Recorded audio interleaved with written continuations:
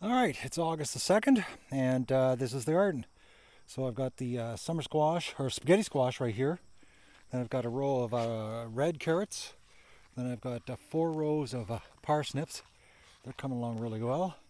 Then I've got a row of yellow beans. Then I've got my 2 rows of rutabaga right here. And another row of colorful carrots. Then I've got 2 rows of velour beans. 2 rows of beets. And then I forget which kind of carrots these are. They're a different kind.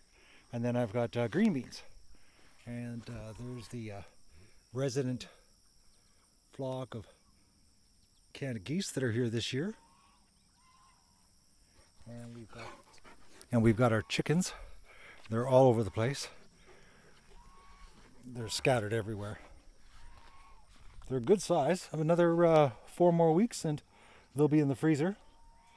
Doug follows them around and cries because he knows their food. It's funny. He walks behind them crying because when I get a dead one, I feed it to him and he'll eat it completely, like the whole thing. Not a sign of it. Feathers, everything's gone. So, but they're good size as you can see. And that's the update for August the 2nd.